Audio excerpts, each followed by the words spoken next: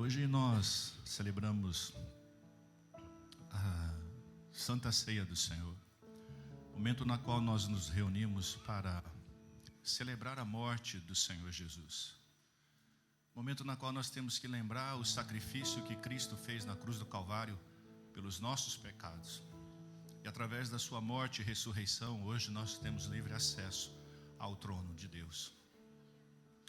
E queridos, e quando nós aceitamos a Cristo, quando nós chegamos a Cristo a primeira vez, nós chegamos assim com um amor muito grande.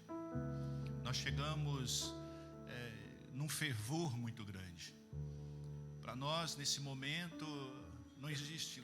Quando eu voltei para os caminhos do Senhor, eu falava assim: por que eu fiquei tão longe tanto tempo do caminho do Senhor?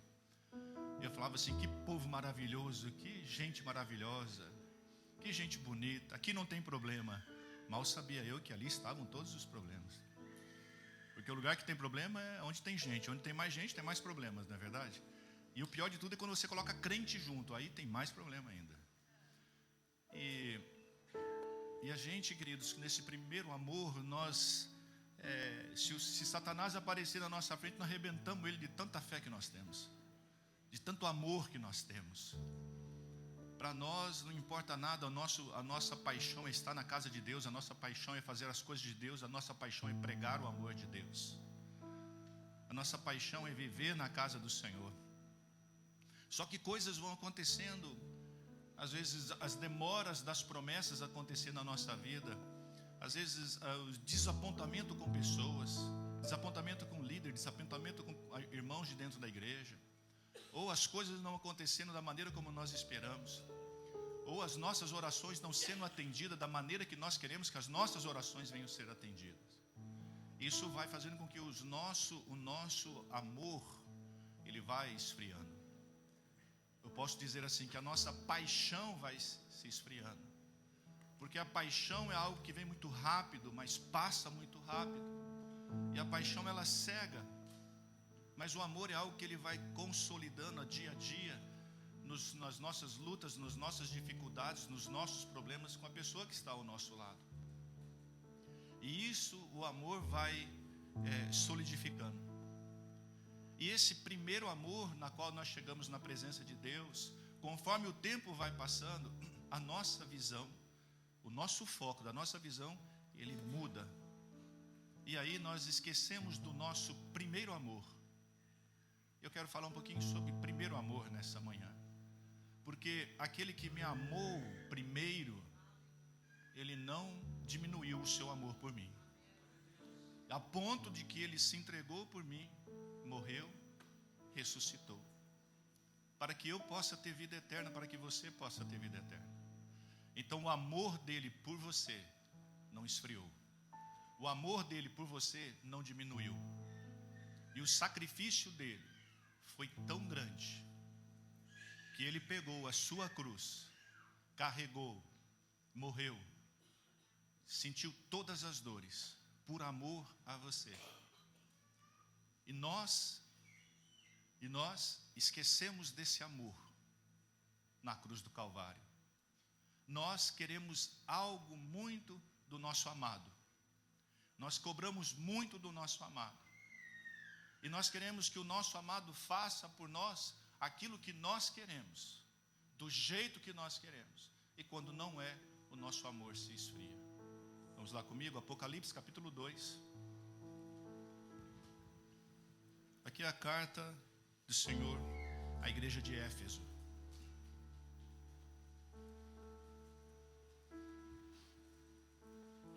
Apocalipse capítulo 2. Ao anjo da igreja em Éfeso escreve: essas coisas diz aquele que conserva na mão direita as 7 estrelas e que anda no meio dos 7 candeeiros de ouro. Conheço as tuas obras, tanto o teu labor como a tua perseverança, e que não podes suportar homens maus, e que puseste à prova os que a si mesmos se declaram apóstolos e não são, e os achaste mentirosos. E tem perseverança e suportaste provas por causa do meu nome e não deixaste esmurecer. Verso 4. Tenho, porém, contra ti que abandonastes o teu primeiro amor. A tua tradução diz a mesma coisa, não? Tenho, porém, contra ti que abandonastes o teu primeiro amor. Lembra-te, pois, de onde caíste, arrepende, volta à prática das primeiras obras. E, se não, venho a ti e moverei do seu lugar o teu candeeiro, caso não te arrependas. Tens, contudo, ao teu favor que odeia as obras dos nicolaítas, as quais também eu odeio. Quem tem ouvidos, ouça o que o Espírito diz às igrejas. Ao vencedor dar-lhe-ei que se alimente da árvore da vida que se encontra no paraíso de Deus. Essa carta aqui, queridos, ela não é uma carta pessoal, mas é uma carta pessoal. Ele está dizendo assim, ao anjo que está na igreja de Éfeso. Ao pastor dessa igreja escreve. Ao pastor que está pastoreando essa igreja. Escreve a essa igreja e diz a essa igreja. Transmita ela a essa igreja de Éfeso. Eu sei das tuas obras, eu sei do que você é forte, mas eu sei o que eu tenho contra você. Eu tenho contra você que você abandonou o primeiro amor. Essa igreja de Éfeso, queridos, ela teve líderes ali como o apóstolo Paulo, Timóteo e o próprio João. Olha que igreja maravilhosa. Uma igreja ali que era formada, que passou ali líderes, que passou ali pregadores, que passou pessoas ali que ensinavam a palavra de Deus. Ela é uma igreja que servia, que trabalhava com zelo na obra do Senhor. Era uma igreja que sacrificava, porque o termo aqui, labor, significa trabalhar até a exaustão. É isso que o Senhor estava falando para eles. Vocês trabalham até a exaustão. Vocês são uma igreja que trabalham muito. E também era uma igreja que perseverava. E esse perseverar aqui no original significa resistência em meio às tribulações. Essa era a igreja de Éfeso. E era uma igreja também que tinha problemas amorosos, nós podíamos colocar dessa maneira. Sabe qual eram os problemas amorosos que essa igreja tinha? Ela abandonou o primeiro amor. Apresentavam obras, perseverança, mas essas não eram as qualidades que motivadas pelo amor a Cristo. Elas eram uma igreja que trabalhava, ela era uma igreja que perseverava, mas faltava algo nessa igreja. Faltava o que, queridos? Amor. Uma igreja que persistia, uma igreja que fazia tudo com excelência. Mas faltava o primeiro amor. Faltava Cristo ser honrado no meio deles. Faltava o Espírito Santo fluir de uma maneira sobrenatural. Em novembro de 2022, nós estivemos lá em Éfeso, nas ruínas de Éfeso, assim por dizer. Eu tenho aqui umas fotos e um videozinho que dá para mostrar para vocês, mais ou menos do que é o Éfeso, para mim poder falar para vocês, a igreja de Éfeso.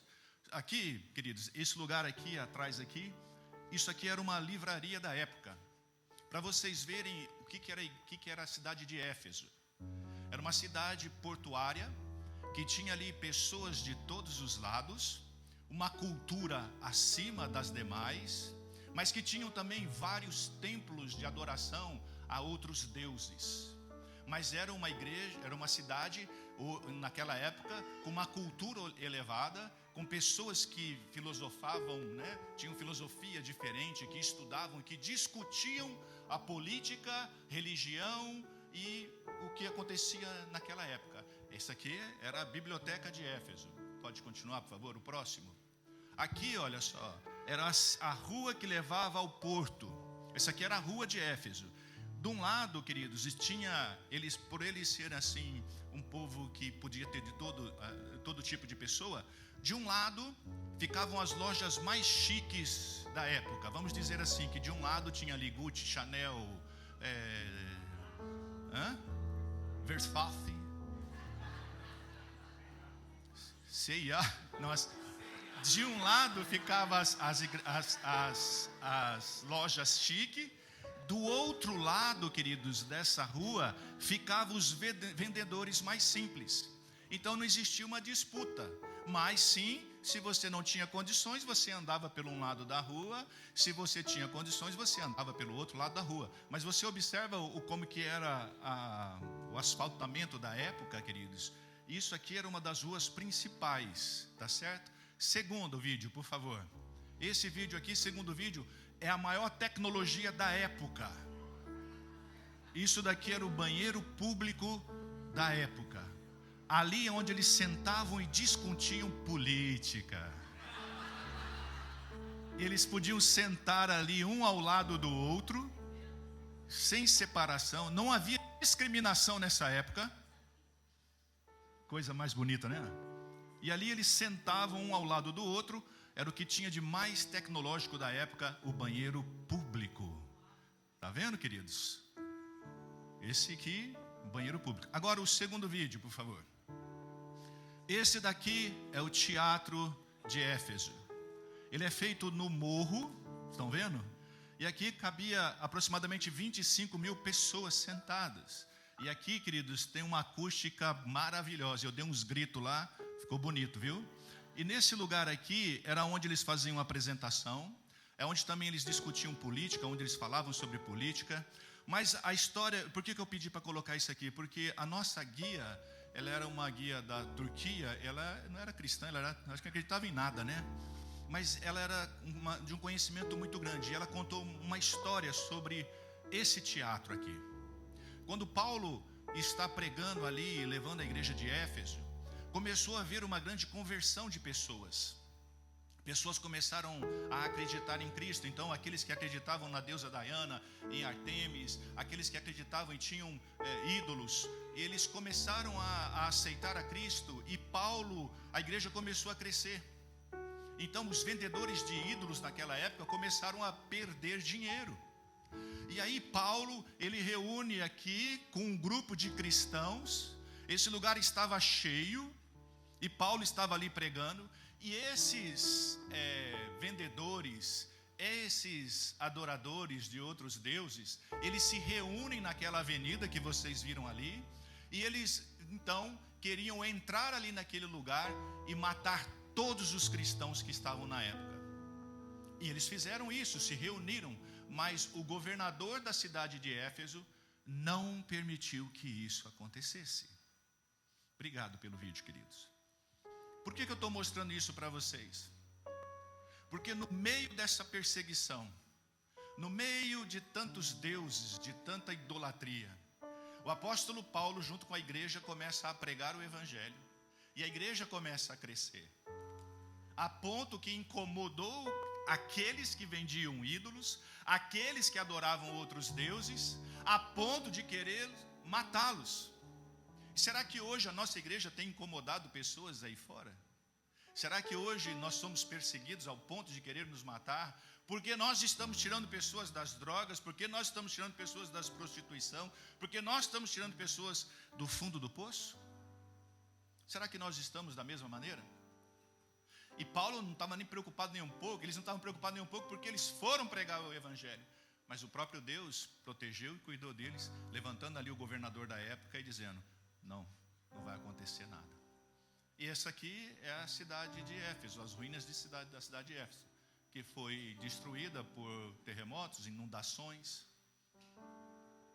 Era uma igreja, queridos, que falava do amor de Cristo. Era uma igreja que pregava, apesar das perseguições. Hoje, como que nós estamos hoje como igreja? Mas aí ele continua assim, olha, mas você tem ao seu favor. Ele tem ao seu favor que você odeia as obras dos nicolaítas, as quais eu também odeio. Quem são os nicolaítas, queridos? Era uma seita que ela infiltrava dentro da igreja, estava dentro da igreja, e começou a falar e ensinar coisas erradas, heresias, trazendo dissensão dentro da própria igreja. E essa é uma das maiores estratégias de Satanás. Infiltrar dentro da igreja e começar a colocar dúvida em nós cristãos. E esses nicolaítas estavam lá dentro, queridos, tentando corromper as doutrinas da igreja. E para perverter os costumes exatos, corretos, do que que a palavra de Deus nos ensina. E Deus diz assim: olha, eu tenho que ir contra vocês, a seu favor, que vocês odeiam esse tipo de pessoa, porque eu também odeio esse tipo de pessoa que entra dentro da igreja para querer trazer dissensão, para querer colocar mentira no meio da igreja, ou para perverter aquilo que é o certo. Ele diz: você não suporta eles, vocês não suportam eles, e eu também não suporto. Mas o grande problema é: vocês abandonaram o primeiro amor. As coisas do mundo, as perseguições, os problemas entre vocês, ou as decepções, as demoras para que as promessas venham se cumprir, fizeram com que vocês abandonassem esse primeiro amor. Já pensou se Jesus hoje está falando isso para essa igreja?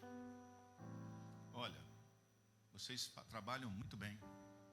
É cheio de pessoas criativas nessa igreja. Se você vai lá no Youth Camps, só tem gente criativa. A gente chega lá e aí está pensando, não, vamos fazer assim. Eles inventam mais e mais coisas. Vocês trabalham muito bem, vocês recepcionam muito bem, vocês têm um café maravilhoso, vocês têm um estacionamento, vocês estão trabalhando maravilhosamente. Mas eu tenho algo contra você, IPR. Eu tenho algo contra vocês, é que vocês abandonaram o primeiro amor. Eu sei que vocês não suportam os falsos apóstolos, eu sei que vocês não suportam as heresias. Mas cadê o primeiro amor? Cadê o tempo que nós gastávamos na presença de Deus, em vigílias, orações? Hoje o estar na igreja somente o domingo já é o suficiente. Já está bom. Cadê o tempo que nós orávamos pedindo coisas para Deus, buscando Deus, em vigílias, orações, em jejuns? E aí quando nós começamos a receber aquilo que nós queríamos, aquilo que é para ser bênção para a nossa vida, se tornou uma maldição, porque nos afastou da presença de Deus. Fez com que o nosso primeiro amor esfriasse. Não gastamos mais tempo com Deus, não gastamos mais tempo na presença de Deus. O vir para a igreja se tornou um peso. O domingo para mim está bom. Novamente uma atividade na igreja, novamente, mas toda hora tem coisa nessa igreja. Porque, queridos, o nosso foco tem voltado para o outro lado. Nós temos buscado aquilo que agrada e satisfaz a nossa carne, os nossos desejos, não aquilo que agrada a Deus. E essa é uma carta muito pesada falada à igreja. De Cristo chegar e falar: eu tenho contra vocês que vocês me abandonaram. Não, nós não abandonamos a Cristo. Vocês abandonaram o primeiro amor. O seu coração não tem mais a mim lá dentro. O seu coração são outras coisas. Os seus desejos são outros. A sua prioridade é outra. Você não está mais na minha presença como deveria estar. Igreja, Jesus está falando para nós assim: olha, volte ao primeiro amor. E se nós formos para a carta do apóstolo Paulo a essa igreja, a igreja de Éfeso, olha o que ele fala em Efésios capítulo 5, a partir do verso 1. Efésios 5, 1.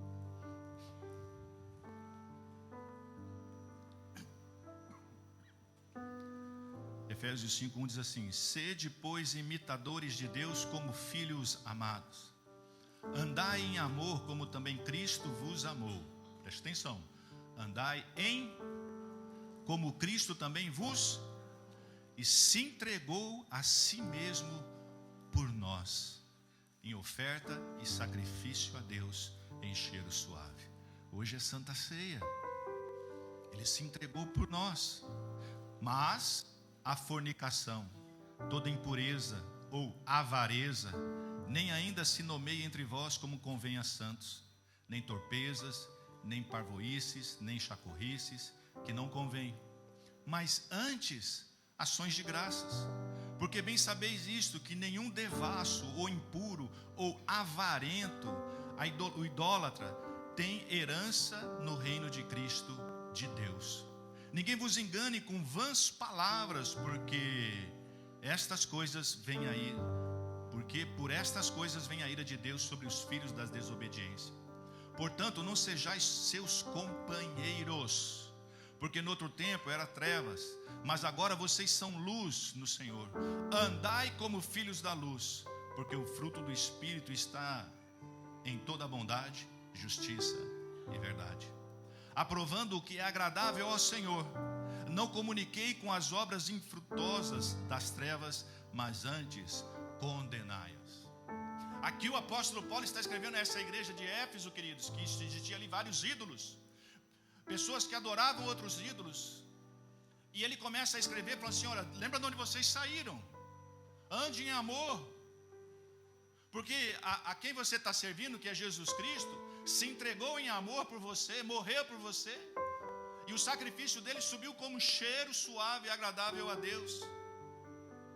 E ele começa falando assim: olha, não ande com torpezas, não acha no meio de você nenhum devasso, nenhum impuro, avarento. Avarento é mão de vaca mesmo, porque o avarento para ele aqui é chamado de idólatra.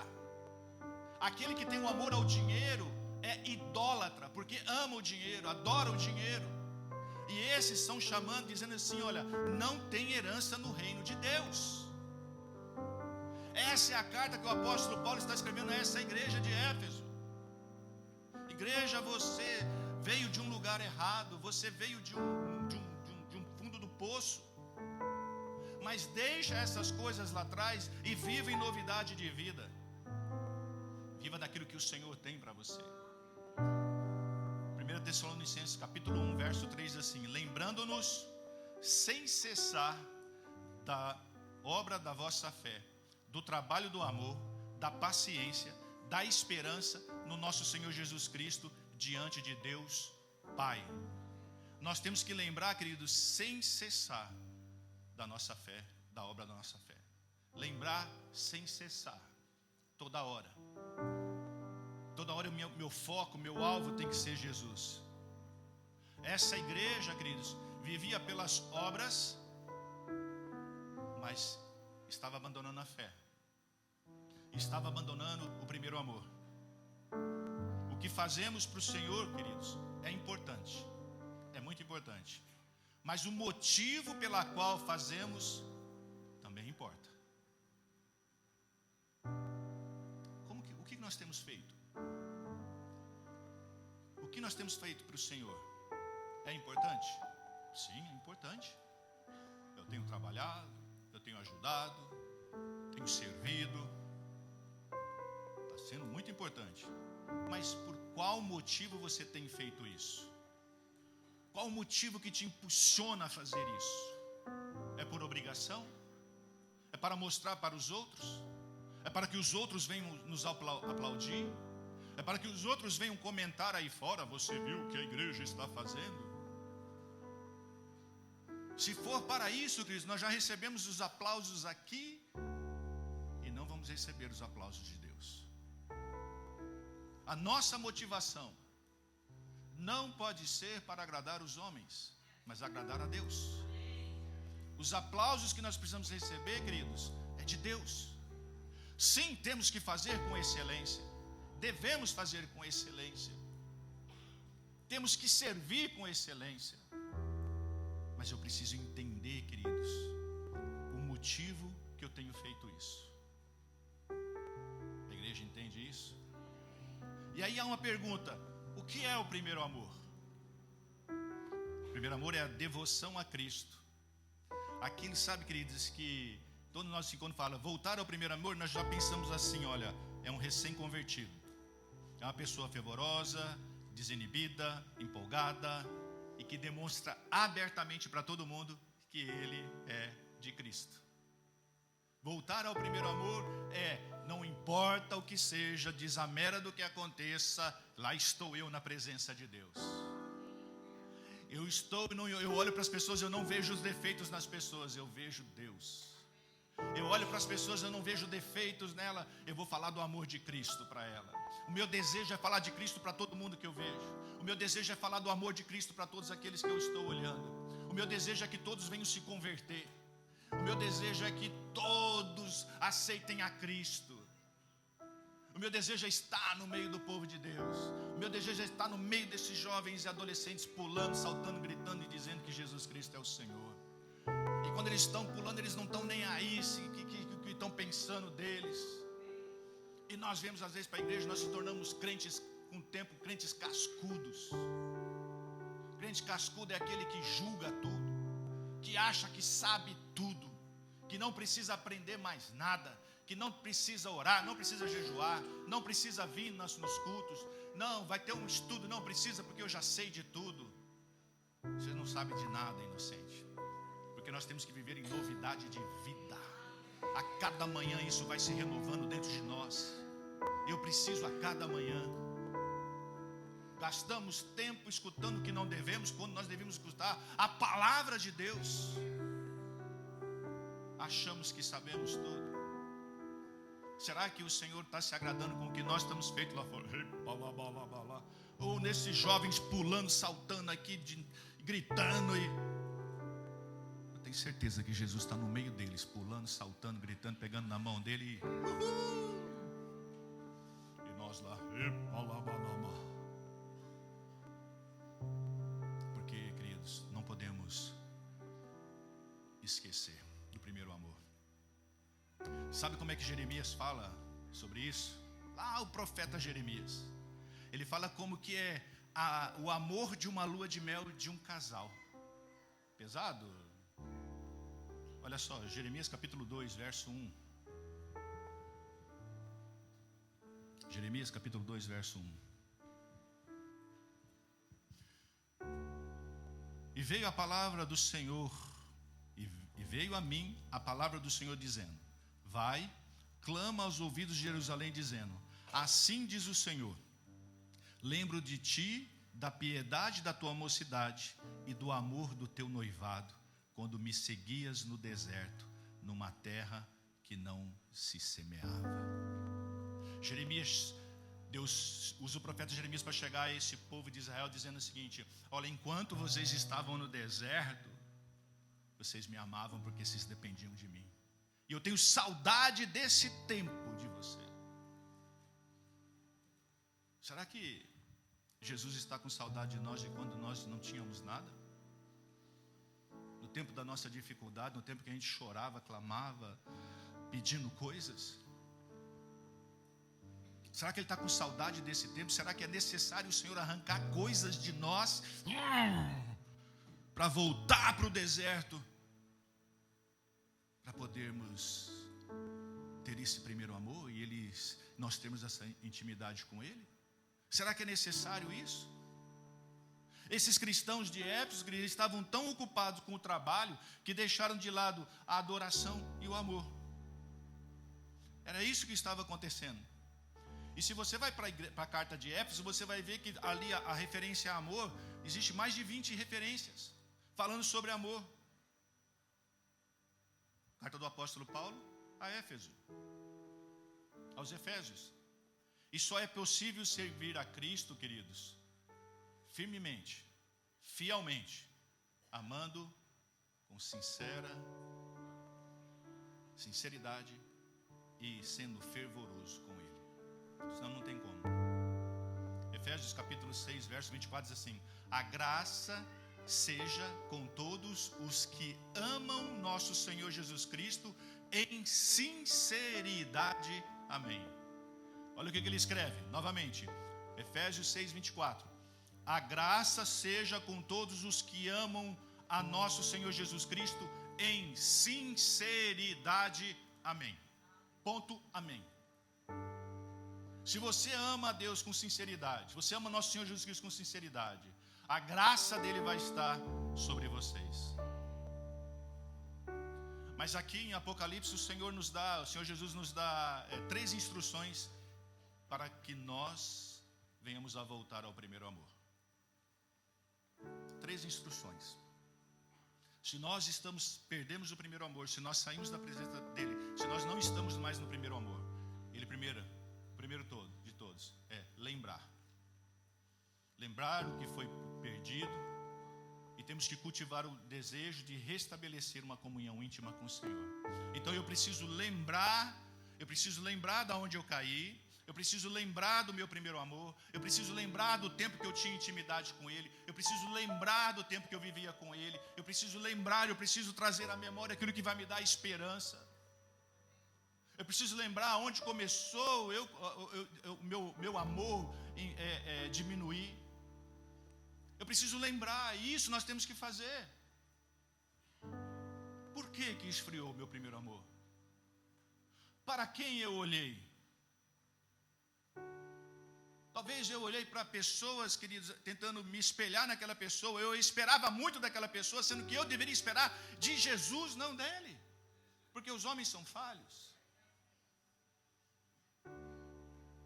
E às vezes a minha desculpa é a igreja, é o povo, para mim poder fazer o que eu quero fazer e satisfazer os meus desejos da minha carne. Então eu preciso lembrar, parar e falar, pera um pouquinho, deixa eu ver onde isso começou, quando começou isso, qual foi a data. O primeiro ponto é lembrar, o segundo é arrepender-se. Arrepender-se é mudar de ideia, chegar diante de Deus, não de pessoas, chegar diante do Senhor no altar e confessar, dizendo, Senhor, estou me lembrando aqui, eu quero me arrepender, eu me arrependo pelo que eu fiz de errado, e confesso diante do Senhor aonde começou o meu erro. Arrependimento. E o terceiro, voltar à prática das primeiras obras. Ler a Bíblia, orar, meditar sobre a palavra, jejuar, adorar. Então eu preciso voltar às práticas da primeira obra. Quem era eu? Quem sou eu? O que eu fazia para o Senhor? O que eu fazia para Deus? Quem era eu na presença dEle? Como que eu era conhecido? Eu vou voltar a essa prática das primeiras obras, ainda que eu tenha que largar tantas coisas, mas eu vou voltar à prática dessas primeiras obras, do primeiro amor. Então eu preciso, queridos, lembrar, arrepender e voltar às práticas das primeiras obras. Eu tenho certeza que aqui você lembra quem você era, o que você fazia. Eu escuto muito, porque lá no Brasil,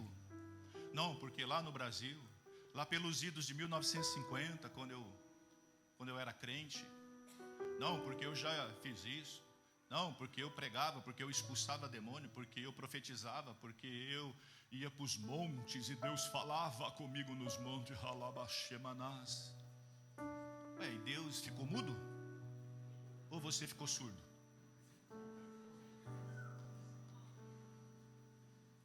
Deus continua falando. E você sabe onde Deus está. Nós sabemos aonde Deus está. O problema é que quando nós sabemos onde Deus está, nós temos desviado o caminho e indo para outro lado. Sabe quando você encontra a pessoa que você não quer ver? Aquela pessoa para que você está devendo? Brincadeirinha. Nós saímos, desviamos. Não queremos mais ouvir Deus. Não queremos ver Deus mais face a face. Deus continua sendo o mesmo, ontem, hoje e será eternamente. O mesmo Deus que curou no passado, cura hoje e vai curar amanhã. O mesmo Deus que ressuscitou no passado, ressuscita hoje e vai ressuscitar amanhã. O mesmo Deus que abençoou ontem, abençoa hoje, vai abençoar amanhã. O mesmo Deus que falou ontem, vai lá hoje, vai falar amanhã. O mesmo Deus que puxou a tua orelha ontem, vai puxar a tua orelha hoje, vai puxar amanhã. O mesmo Deus que te abraçou ontem, vai abraçar hoje, vai abraçar amanhã. O mesmo Deus que te impulsionou você para chegar onde você chegou, fez ontem, faz hoje e fará amanhã. Porque Ele é eterno, Ele é eterno e Ele é eterno.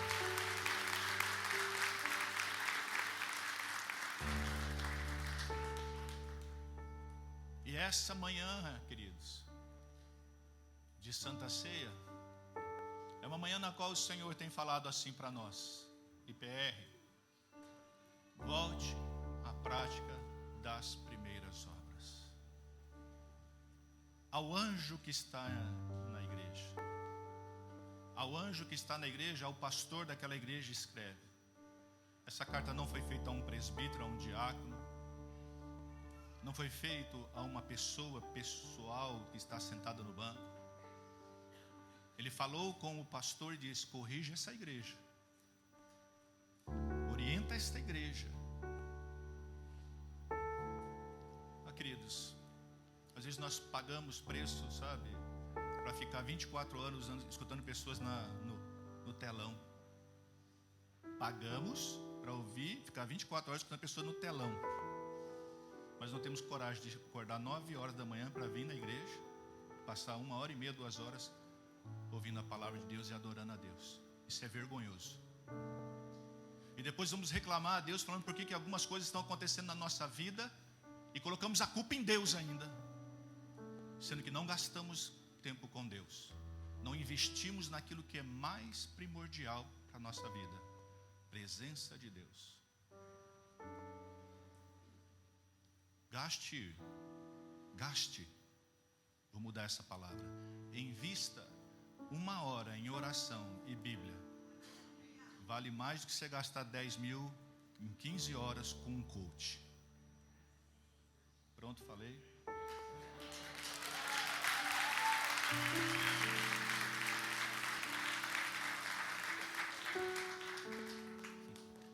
Sabe, queridos, apesar dos privilégios que essa igreja tinha desfrutado, a igreja de Éfeso corria um grande risco de perder a luz. A igreja que perde o amor também perde a luz. Apocalipse 2:5 diz: brevemente a ti virei e tirarei do seu lugar o teu castiçal, se não te arrependeres. A nossa igreja, ela tem um símbolo como um farol. Desde quando nós abrimos a igreja, o Senhor nos deu essa visão de ser um farol. Um farol, queridos, ele traz direção. Um farol, quando você está em alto mar, tudo escuro, você não sabe para onde ir, e você vê a luz de um farol, você vai seguir. Um farol dá uma direção para um porto seguro. E nós temos que continuar sendo uma luz aqui nesse lugar. Os nossos grupos familiares, nós chamamos eles de lighthouse. Por quê? Porque a visão que Deus nos deu é que cada lar viesse ser um lighthouse, trazendo direção para lugares, para as pessoas. Pessoas que estão perdidas, sem saber o caminho que deve andar. Se você não participa de um lighthouse, eu quero encorajar você a participar. Nós temos no Cape todo. Ou você, já que é velho de igreja aqui, se diz um conhecedor da palavra, procure o Reginaldo, a Elisângela, tenha coragem e abra um lighthouse na tua casa. Quer pregar o evangelho? Pregue na tua casa. Pode aplaudir.